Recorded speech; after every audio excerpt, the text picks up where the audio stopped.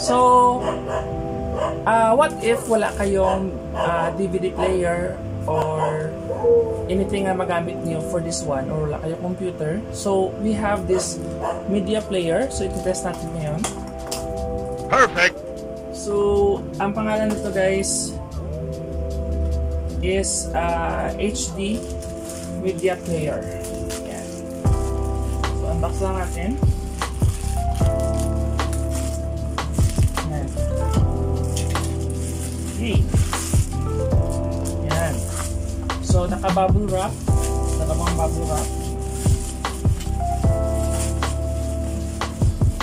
Yan. So far, wala siyang damage guys. Even the box, may konting dents lang. Pero ito siya guys, HD media player. So, high definition media player. So, iti-test natin ngayon sa TV natin if we can play USB and HDD. So, try natin. Wow. So, after you open the box guys, you can see actually the item itself na. Yan. So, ito yan. Ito yung item. Yan. By the way guys, we also reviewed this bobbin, no? So ito guys, ito siya, yung box, yan. So connect lang natin, meron siyang HD. So this one goes to your TV.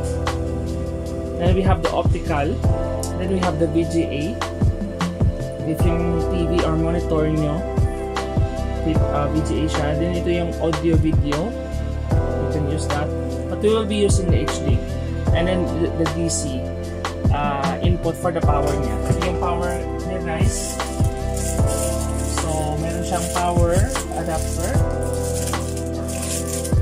Kita ko lang sa inyo. So, yung power adapter niya guys is just 5 volts. Yan, 5 volts siya. So, pwede mo siya ma-power using your step-up module. Di ba may mga previous vlog tayo na step-up module from power bank lang. So you can use that, you can use those. But this one guys, medyo small siya. So you can look for this one na lang sa mga stores kung wala kayong electricity. So yan yung DC, and then we have the USB port and then the SD port. Okay? So you can use your HDD and USB. And then of course the sensor sa front. We have the power button. We have the next button. We have the play. We have the play button. We have the return button. Okay. So we will connect, and then we have here the audio video. So kasama na siya. So if you connect this one, you can use na red and white, of course, for the audio stereo, and we have the monitor for the monitor sa TV natin. And then we have the, of course, the most important one is the remote control. Okay, so yan. Parang ano din siya guys, parang DVD player din siya. But again, we'll not be using a DVD here. And we also have a manual, so 1080p. Kasi sa iba dito guys, meron silang 720p lang. So we purchased the 720p. So now we will test. Without further ado, connect natin ito, of course, sa power.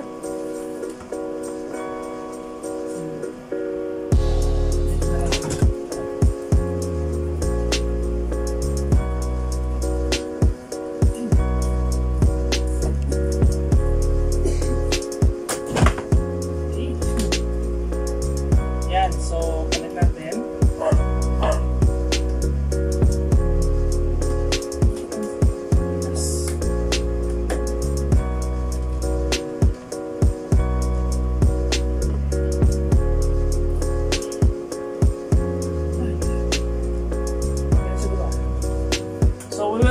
Connect guys dito the power.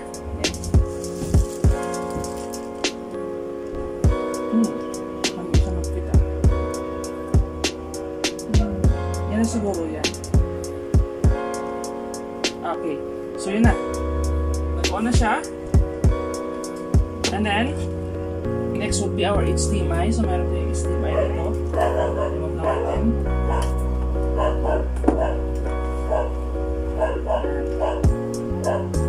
So meron tayong HDMI. So connect lang natin to HDMI dito guys. Okay, so connect lang natin yung HDMI dito. Yan. So yan na. Lumabas sa TV natin. Alright. So now we have here choices. Check natin yung remote control if may battery. Mostly guys, hindi kasama yung battery, but we will check. So hindi nga kasama. So we'll put some batteries in. Kasi battery guys is again flammable or ano. So mostly yung mga sellers hindi nila ni-include yun. Maglagay lang muna ako ng ano ha, ng audio pala, nakalimutan ko. Microphone pala, microphone.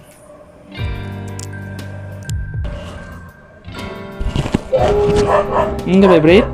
Subong okay na.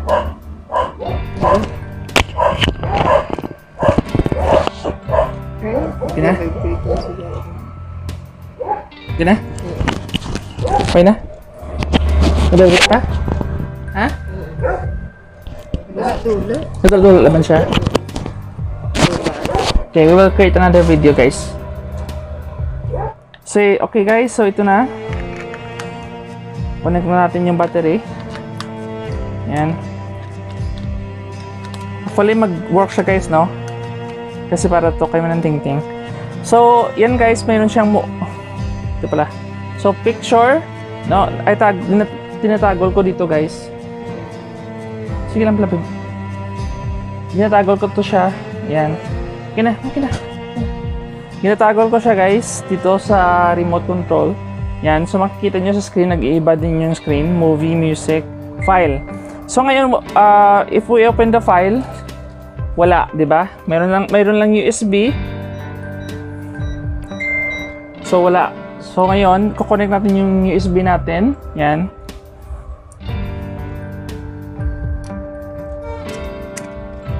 Yan. So we'll see if malalabas dyan. So ibalik ko lang.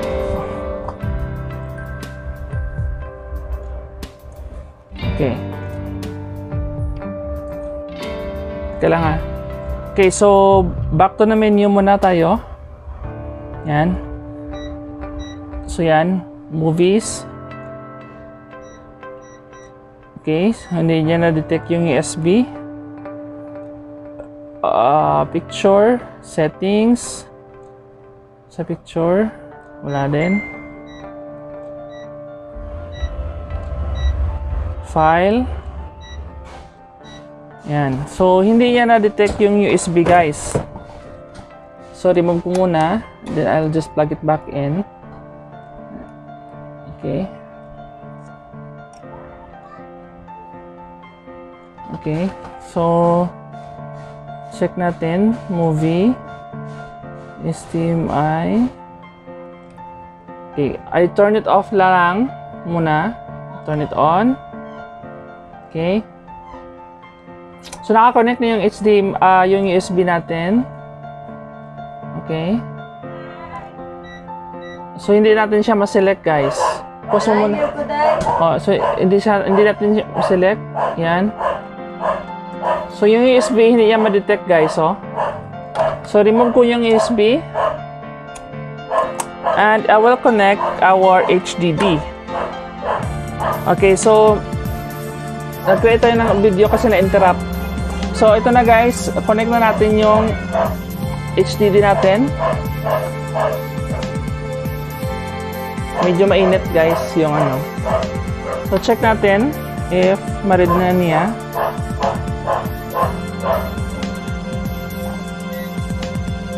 Okay, balik muna tayo dito. Movie. Yan. So, dito, for some reason, guys, na-detect niya yung HDD natin. Yan. Yan.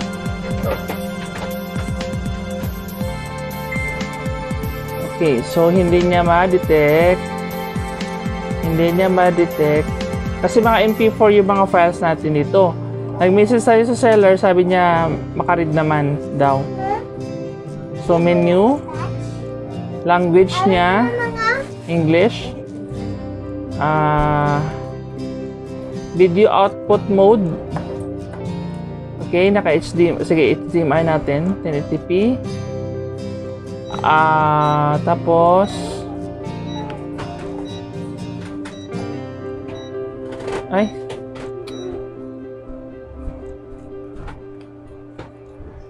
paano ba mabalik dito? Exit. Ito, audio output, okay naman yan. Autoplay, auto detect HDMI, okay, naka-on. Restore factory default system information. Okay, HDMI 2.015, okay. Language screensaver, video output mode, okay, okay na yan. Audio output po normal, autoplay, movie, music. So ito na natin, movie, music, at photo. And then for the auto detect HDMI on. Okay, so exit na tayo dyan. Punta tayo dito sa file.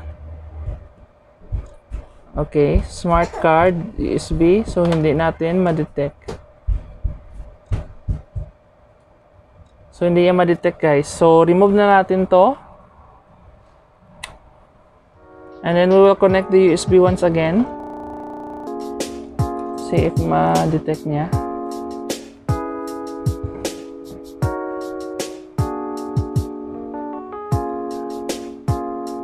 So I click home. File. So wala. Hindi niya ma-detect, guys, yung USB. Ayan. So off lang muna natin.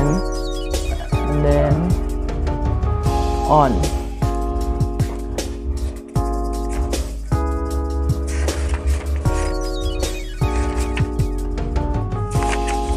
Okay, try natin ulit.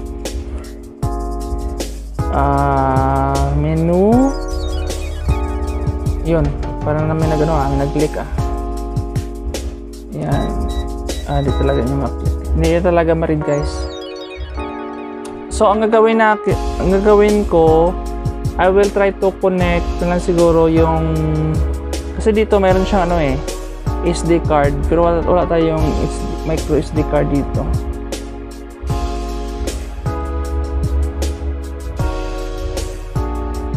So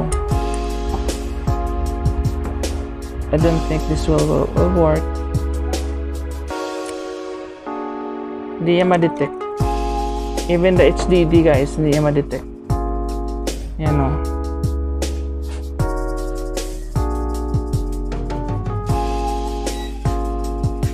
Okay, guys, so we'll be back. I'll just find ways. Parang video. I'll just find ways. Alright, guys, so welcome back. So we have discovered na itong yung media player natin, yung HD media player natin, is yung ma-read niya lang is version 2.0 na mga USB. So yung Seagate natin is 3.1 version na yon. Ito yung HP USB natin is also 3.0. So hindi siya ma-read. But pakita ko lang sa inyo, guys, ito yung 2.0. Yan o, connect ko lang makita nyo. Yan, so nag-refresh na siya kaagad sa TV natin. Yan, nag-refresh siya pag I connected, nag-refresh siya. So i-select ko from the remote. I-select ko yung, teka lang,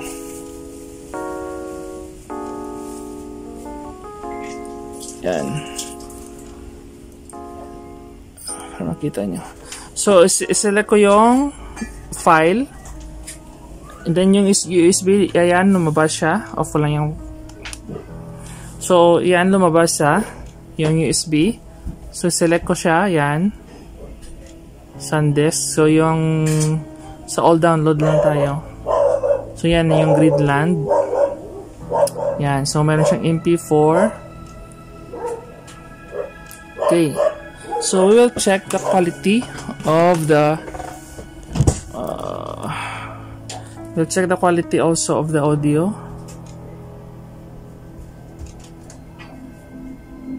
Yan. So naka-max na yan.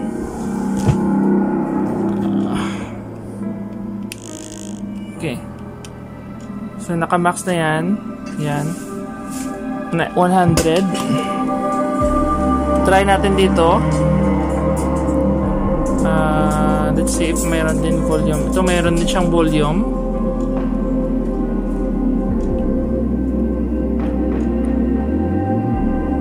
Wala na.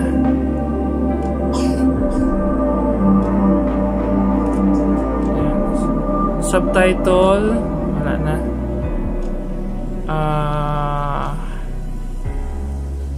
Yan. Pro okay siya guys, 'di ba? Okay siya.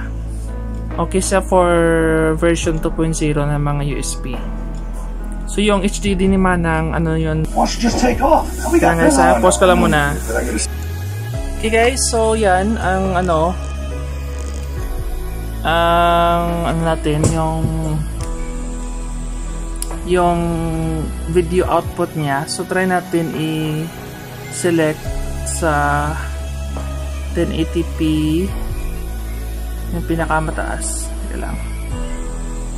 I think ito yon 60Hz, 1080p 60Hz.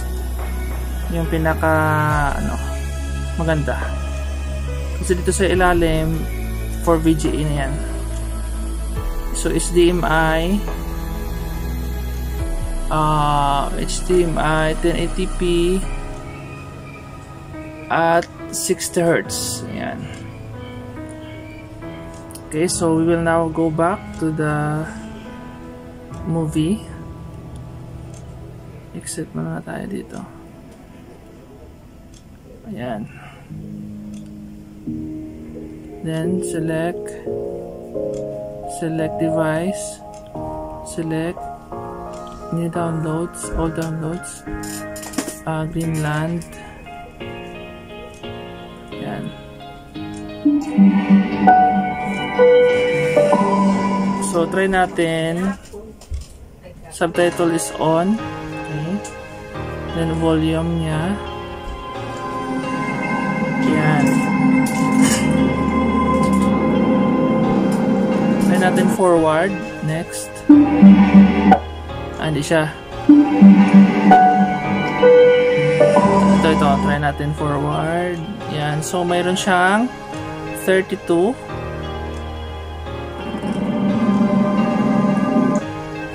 Meron siyang 32.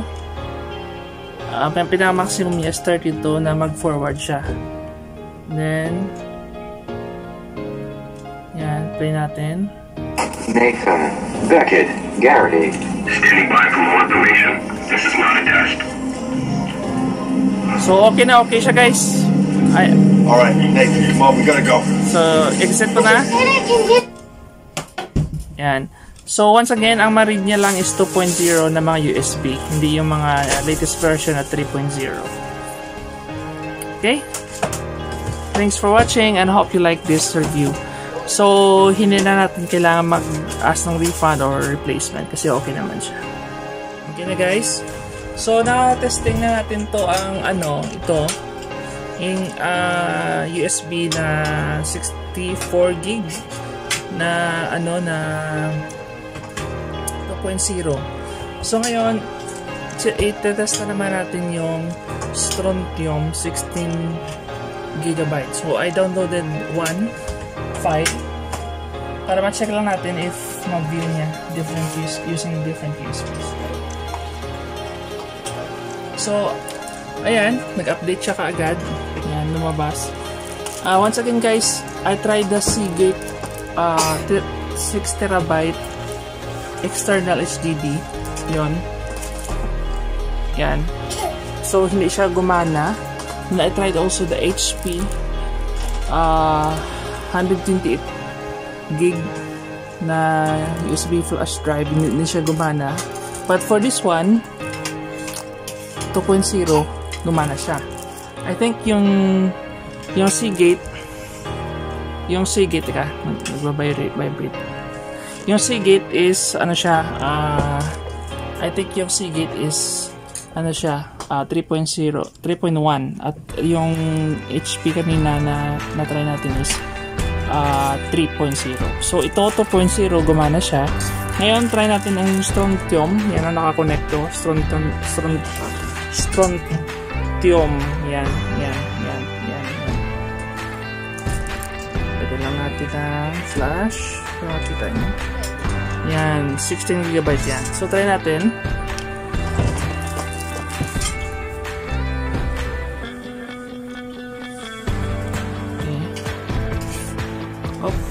Okay, so try natin. Yan. So i-remote control ko na lang. Ay, may music man to. Wait lang. Back mo lang. Kasi. Yan. Ay. Ang input. Okay. Okay. Oop. Connecting. Okay. Yan. Connect natin file. Then, yung USB na yan. Yan. Okay, USB. Kunan ko lang yung flash ha. So, USB. So, yan. Connect natin. Yan. So, na-read niya. Yan. I downloaded Greyhound. Off ko lang yung flash.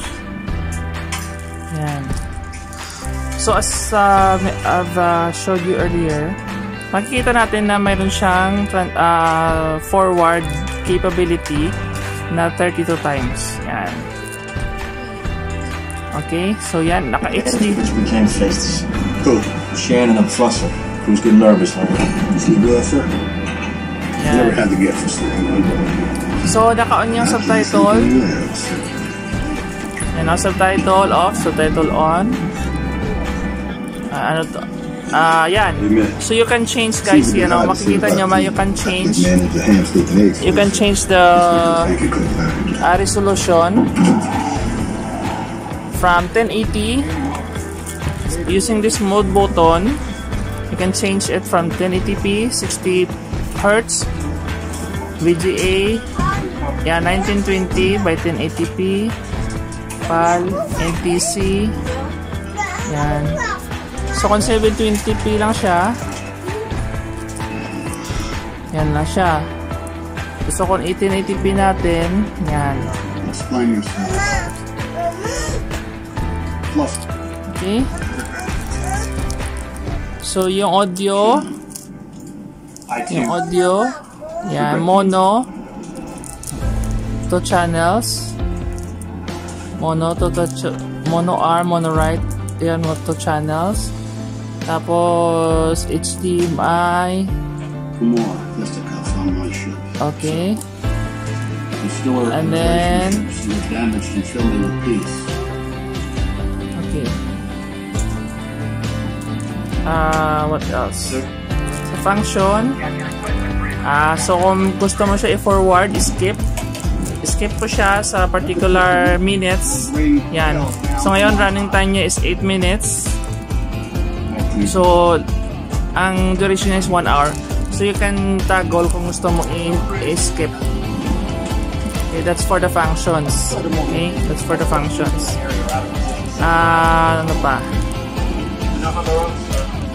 So far, yan lang guys, yung pinaka-basic. So, gumagana siya for 2.0 na USB flash drive. So, I'm sure magiging happy si Mananting. Okay? So, thanks for watching and don't forget to like the videos and subscribe.